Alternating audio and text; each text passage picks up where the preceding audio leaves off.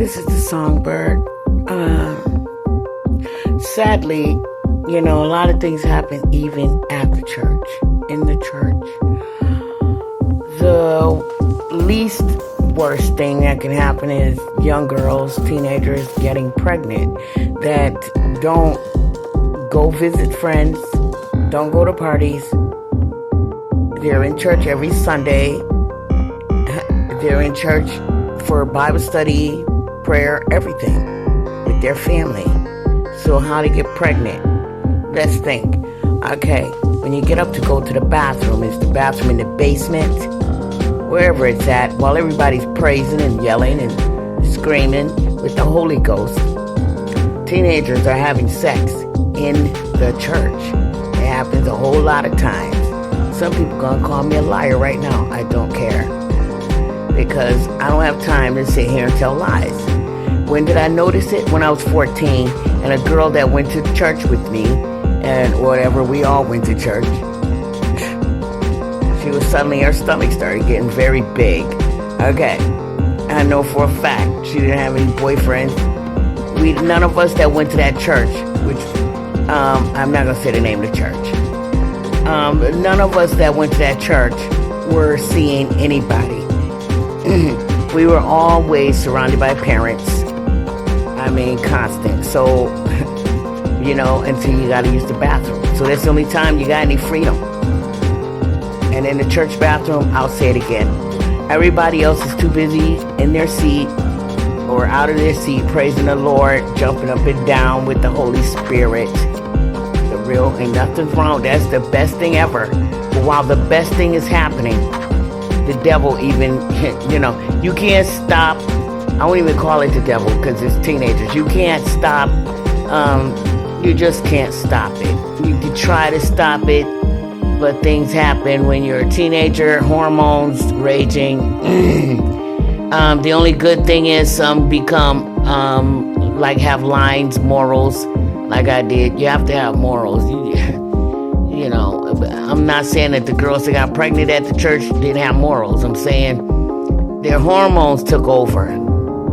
And somehow inside of all that strictness, I'm not saying, I really just kind of hard to say it, but sometimes the strictness causes people to go outward, more so, sneak around and just do what they want. And sometimes the strictness will keep you for the rest of your life like it did me. You don't want to do anything wrong because you just don't want to. At first, it starts out that you're thinking that all the grown-ups are always watching you, which they are. And then you get grown and you still feel it. Like somebody's always trying to see what you're doing and you just won't do things. You just won't. Then it just turns into you just won't do things because you're used to not doing those things and you just won't cross those lines. And that's a good thing. It's good. It's good. I won't say it's bad. The only bad thing is that once in a while you might feel like you missed something in life, but you really didn't. I want you to know you didn't miss nothing. Don't play into that. Don't let the enemy make you believe you missed, things. Especially now when it comes to partying. So basically I was watching the ID channel. I was watching Family Matters and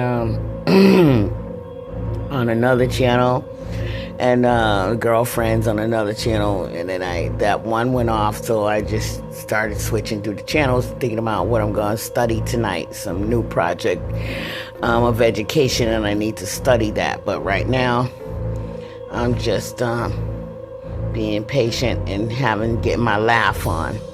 But as I scanned through the channel, and I got to the ID channel, stopped for a second. I saw Jeffrey Dahmer's face, and which reminded me again of the strictness.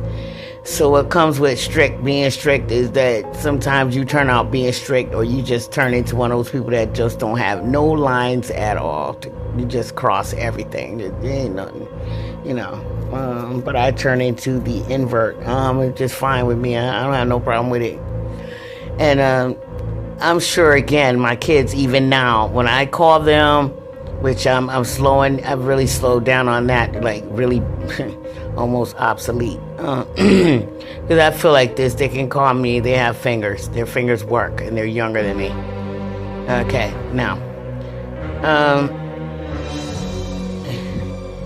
they're older now, so I don't have to. I already gave them their breast milk. That's my little saying. They're good to go. But either how, I always think of what they're doing, who's around them. This is a constant thought behind all of my thoughts. Sometimes in front of everything that I'm doing in between. It's always there. Where are my kids? What are they doing? It doesn't matter how grown they are. This is what upsets me, is that they act like I'm supposed to just not even think about them anymore because they're grown. And that doesn't make any sense to me, and I don't want to get heated right now, so I'm just going to let that go after I say this. Those people that Jeffrey Dahmer killed, okay, it's only been there for about 2 seconds, and then I remember the whole thing, because they only have to say like 10 words to make you understand. All those men that he captured were grown men, well grown. And what these investigators are saying is that they were opportunists. They were easy opportunities. See? What makes it easy is because they wasn't thinking they could get got. That's what makes it easy. Oh, I'm grown. I'm too smart. All that stupid stuff. That's stupid. It's very not. Oh, it doesn't matter. Here I go again. It doesn't make sense to believe that you could never get got just because you're old, you're grown. That sounds like a first grader that says, when I turn 18, I get to do everything. You still don't get to do everything. No, you don't. No matter how old you are or how young you are, you're always in danger of strangers. Okay? You're in more danger when you just sitting there talking about, nobody ain't gonna never do nothing to me. That doesn't even sound right. Like, you can control everybody else's brain. That sounds not correct. Yes, I have faith in God. God didn't say be a fool and believe stupid things like that. I mean, like you said, I sent you a boat, you didn't get on the boat, whatever, how that thing goes. It did help you when you said, oh, you didn't help me. Yes, you did. You got your help. You have common sense. You have your feelings on the inside of you that's supposed to tell you that strangers are dangerous, and even your best friend can be a danger if you turn your back too much. You're not supposed to be sitting there with your back turned. You know what? I don't care where I go, my back is against the wall.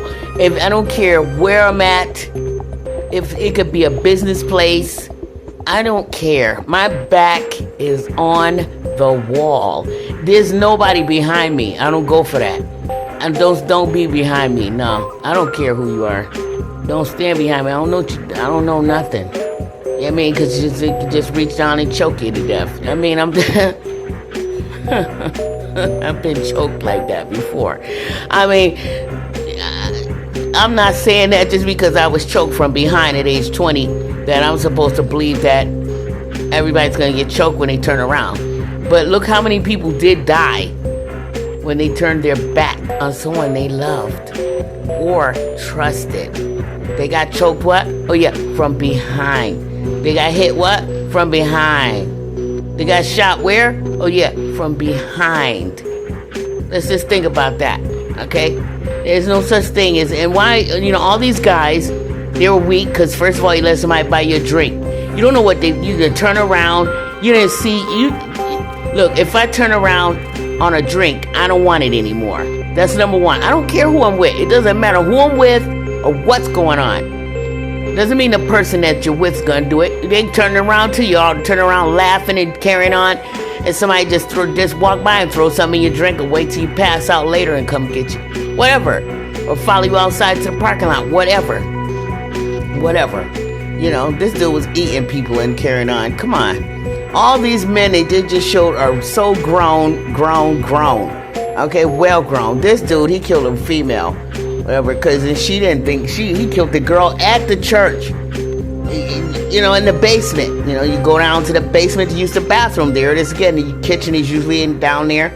If she's down there cooking by herself while the whole church is upstairs praising the Lord. No, somebody need to be down there with her. More than one person should be down there. That needs to stop. All that one person. I even know somebody whose baby was taken from the church. 2 little toddlers. This happened years ago, decades. I knew the father.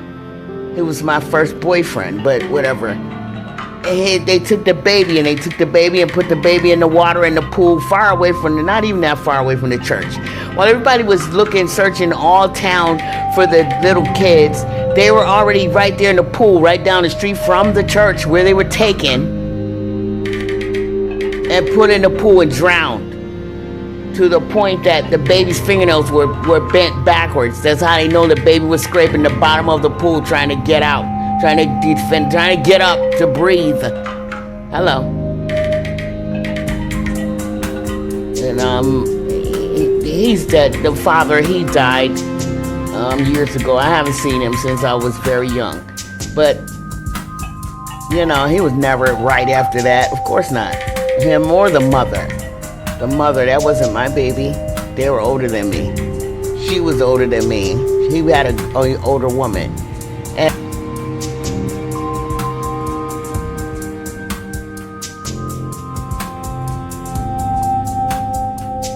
her baby, that was her baby. She was never the same after that. She was messed up. You know, a lot of people messed up and saying, well, how did this happen? It can happen anywhere, anytime, any place. It doesn't matter who you are, what your status is. It doesn't matter how smart you are. And it does not matter how grown you are. Let's get that straight. It doesn't matter how old you are. I'm such and years old. Why are you concerned? Get out of here. Just stop it. Wake up. This is the Songbird Nature.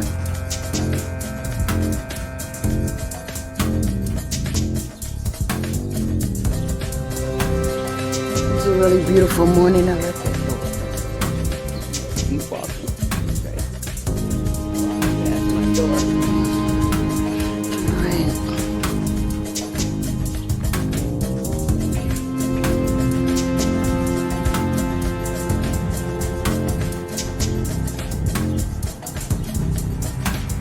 Beauty is in the eye of the beholder.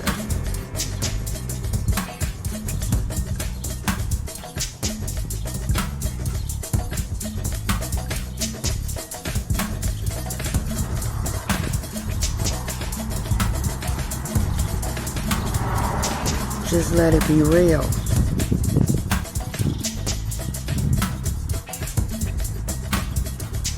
Let's all go back to real.